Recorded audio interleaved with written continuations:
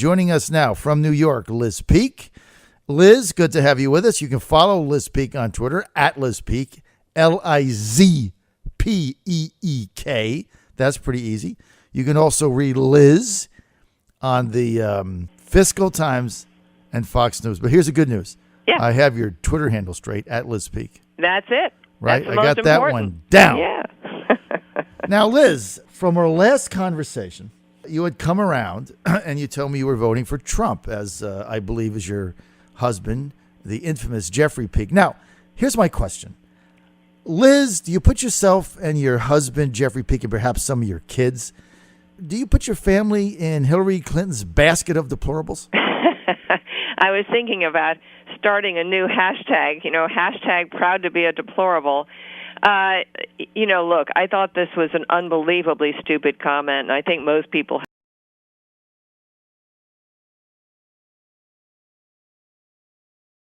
already, she looks like an aloof elitist of the kind that people are rallying against. I mean, it exactly is not what she wants people to think. And remember a year ago when she headed out across the country in her van nicknamed Scooby, in that kind of preposterous attempt to look like an average American going out to meet other average Americans. It didn't really work very well because, of course, she's flanked by Secret Service people on all sides, and she kind of hid out at a Chipotle behind her dark glasses and stuff. But the idea was, and it was a reasonable idea, to become more likable, to allow people to view her as an approachable person.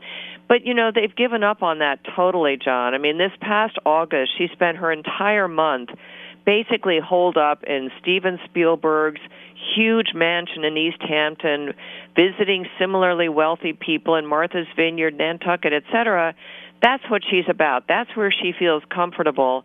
I think, successfully raising money, no question. She raised $143 million, but also kind of hiding out from the press and everyone else. And now we wonder if part of that wasn't because she simply wasn't well. So she just didn't have the stamina to be out there after the convention, which she did very gracefully and did very well. Since then, she really has been barely visible. And there's so many questions about her health episode yesterday, including why they would have kept her on such a rigorous schedule of appearances if indeed she has pneumonia. I mean, that's a serious disease for someone who's 68 years old. She's had a horrible, horrible couple of weeks, and the deplorables comment I thought was just so tin-eared and so typical of Hillary Clinton, followed up by this health crisis. It's just, I think this is going to hurt her. I really do. Well, listen, there's no question. And it gets to the fact that people just realize the absolute contempt she has for working average middle Americans that are going punching a clock. I mean, she just has no use at all for them. I think she loathes them. And it was obviously with that comment. I mean, basket of deplorables, 50%. I mean, first of all, the latest poll that came out, Trump has 60% of the military behind him. So that means, 30% of that 60% of the military she's putting in the basket of deplorables, as well as firefighters, police officers, and just, somebody driving to work, punching a clock, trying to get there on time. Yeah. You're in the deplorable pot because you don't buy into her globalist, the latest TARPist view of the world. Well, that's really the divide, isn't it? Because, today in the New York Times, Charles Blow kind of predictably doubled down on that, saying, yes, these people really are deplorable. The truth is, Donald Trump has struck a nerve, and the nerve is those people who feel like, they've worked hard, they've kept their lives clean of any kind of taint, they pay their taxes, they've done the right things, and the government is not working for them. The government is working for every other group and interest group alive except for hardworking middle-class Americans. And those people now have a champion, and he may not be a perfect messenger. I wouldn't dispute that at all. But the truth is the message is really resonating. And, I think, as you say, her description of Trump followers in that way as these deplorable bigots and xenophobes and so forth, I think it's partly to scare people to kind of think that, she last week she talked about how Trump supporters are so violent.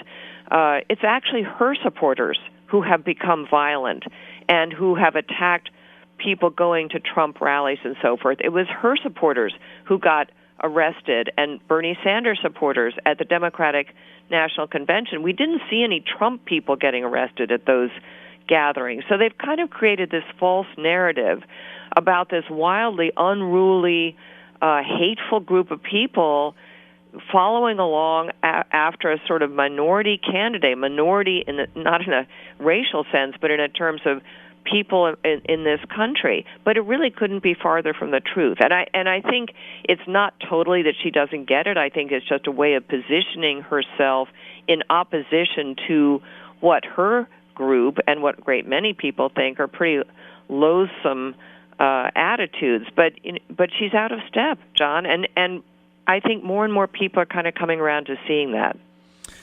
Look, you're right, Liz. I mean, you're absolutely spot on. But, I mean, I think the health thing is now an issue because of what happened. And, look, I wish her the best. I wish her a speedy recovery. All of us should. I mean, I want the campaign to get on, and I want her to be able to campaign with the same vigor that Trump is.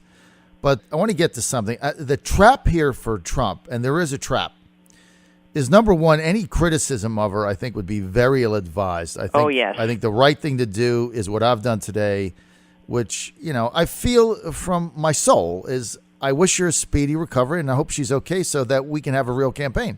Yeah, I think that's exactly right. And that's exactly, I don't know if you saw my tweet last night. I don't know why you would. There were 10 million tweets about this topic, but that's exactly what I said the Trump people should say. Wish her a speedy recovery, all the best. And what they can do is put out a thing saying, we are very sorry to hear that Secretary Clinton is unwell. We wish her a speedy recovery, because that kind of says it all, right? Mm-hmm. The truth is she's unwell. And what's disturbing, John, is we don't really know how unwell is she. Mm-hmm. And, there have been so many people out there talking about maybe she has a really serious disease, maybe she has Parkinson's. I have been completely ignoring all that because I thought it was really just scandal mongering or gossiping or whatever. But I have to say, now you do begin to wonder, because she's so distrusted about everything. She deserves to be distrusted on this front, too, and she is. So now we have a whole other controversy, and people are going to be digging into wanting to see her medical records, just like they'd like to see the speeches she made before Goldman Sachs, et cetera. There is so much hidden all the time, and the way they've handled this health issue just adds to the narrative that she's not to be trusted. And guess what? A New York Times poll earlier this summer, only 11% of the country thinks she's trustworthy. That's a pretty appalling statistic. And by the way, worse than Trump. So, it's just awful. And now we have just another brewing controversy that's going to go on for weeks. It is. And even the pneumonia thing. I mean, on Friday, her doctor, don't remember her name, but on Friday, her doctor says it's allergies. I'm treating her cough. Well, she was diagnosed on Friday with pneumonia. Yeah. So, first of all, this is the thing. The doctor-patient privilege, the doctor doesn't have to say anything.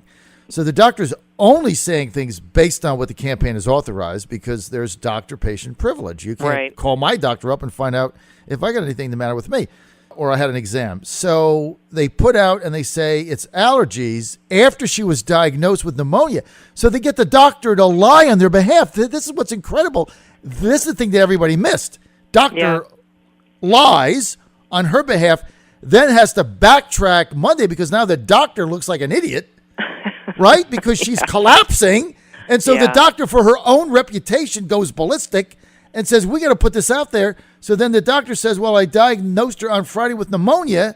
But on Friday, the Clinton campaign said she was only diagnosed with an allergy, and the coughing was because of antihistamine increase. So they lied about that, and the pneumonia thing only came out. Think of it, Liz. The pneumonia thing only came out because the doctor's reputation was like, well, what kind of a doctor is this? Right? A bad doctor, apparently. And she probably went bananas, this doctor, and said, I told you she had pneumonia. You got to put this out, or I look like an idiot. So then they put it out on Sunday after she collapses. This is This is just wait. This is just before they said it was heat stroke when it was an 80-degree day with wind and no humidity. I mean, the first thing that, yesterday morning was she had overheated, and then everyone sort of was scratching their heads because, yes, the heat wave passed, thankfully, on Saturday, and Sunday was gorgeous, high 70s, very beautiful day. But look, this is the problem, right? Because they cannot help themselves. They cannot stop lying, and I think they began to recognize that nobody was going to believe anything they said about her health going forward. But again, John, now a lot of us are looking at, there's a very long explanatory video that I've just put up on Facebook, a doctor talking about all the things that have happened to Hillary Clinton over the last few years that kind of people took it, noted and wondered about in terms of odd gestures and head movements and stuff like that. And he ties it all together in a very dispassionate way that shows that she might indeed have Parkinson's. Well, you know what? Again, I would be sympathetic with this, and Parkinson's is a disease. I know people who have it that can be mostly managed. But if indeed there is some sort of long-running health problem here that they are trying to cover up, even as she wants to be elected president, that's really wrong. And so now I think, the kind of covers off that book. I think it's absolutely fair game for reporters to look into it. Remember when John McCain was running for president, the New York Times ran any number of articles, even on the front page, about how melanoma could kill you. And guess, John McCain's still up and around and looks pretty good, and there is no problem from his former melanoma. If it was fair game for him, it's fair game for her. And I think really the American people are going to demand to know, and I imagine this will come up in the debates, by the way. If it isn't put to rest before that, they will demand to know the extent of her medical issues. Well, I think they have to. You have to, because before you cast a vote, you have to be confident that your commander-in-chief is going to be able to execute the duties of the position. Yeah. So they have to do this. Now, I got 2.5 minutes, short time, but I want to get your take on this. I, for one, do not believe that under any circumstances that Donald Trump should release his tax returns in the last 60 days, because all it's going to do is turn into a media-driven sideshow. They're going to go off every single line item. They'll have 19 liberal tax professors on, trying to describe what it means, and one after the other. And besides, releasing your tax returns, it's not a requirement. It's a creation of the media. I think the Trump campaign should just say no. Yeah. Forget the audit. Just say, no, we're not going to release them. I did my financial disclosure. You want to know what kind of a business we have? Go to Manhattan. Look up on the skyline. There it is. You got 2 minutes. Am I right or wrong? Well, I think you're totally right that will be the reaction. I think it'll be a tremendous diversion. Why would he do it now when he's obviously ascendant? He's got the momentum with him. He needs to simply stick to the 2 or 3 things that are very important to Americans, which is creating jobs, and I think also he should be talking about education, because that's something where Hillary just simply has no oar in the water. She can't rebut the teachers' unions. She can't talk about education reform. I think that's important to people. Talk about middle-class incomes, et cetera. Talk about the things that have worked for him. As you are totally right, once he puts out his tax returns, there's going to be a micro-analysis of that, and here's what it'll show, that he didn't pay much in the way of taxes, because when you're in the real estate business, you end up using something called depreciation, which is basically if you own a property, you can depreciate part of that against your income. That will diminish your tax income, and it's purposeful. That's why it's set up that way, to encourage people to invest in such projects. Secondly, it'll probably show that he doesn't donate much to charity, and that's something that they'll go after him for. But I think the Democrats are on very weak ground there, because we can talk a lot about the failings of the Clinton Foundation. I don't see them being particularly charitable in a real sense either. So I think you're totally right. You know what? Just stonewall. That's what the Clintons would do. That's what they're doing on her medical records. Yep. And just get through the next 60 days. I think you're right. His best answer to Stephanopoulos, who is not a legitimate journalist, and the fact that he interviewed the author of Clinton Cash and didn't disclose that, he was a Clinton Foundation donor and a paid speaker, was ridiculous. But the best answer that Trump had to Stephanopoulos, when Stephanopoulos said to him, what's your tax rate? And Trump said to him, "It's none of your damn business." Best answer he had. That's what he should say. It's just none of your business. Yeah. And you know what? Decide this campaign on the issues. You've got all you need to know about me. She's running $1 billion of negative ads. When the thing is said and done, Yeah. you'll all figure it out. What my deduction level is on some income property is not relevant to the future of the republic. I think that's right. And look, the real issue to me between now and November is going to be, is the money going to really matter that much? Can Hillary Clinton outspend Donald Trump? And she is, by the way, like 6 to 8 to 1 in many toss-up states. Doesn't seem to be working. Nope.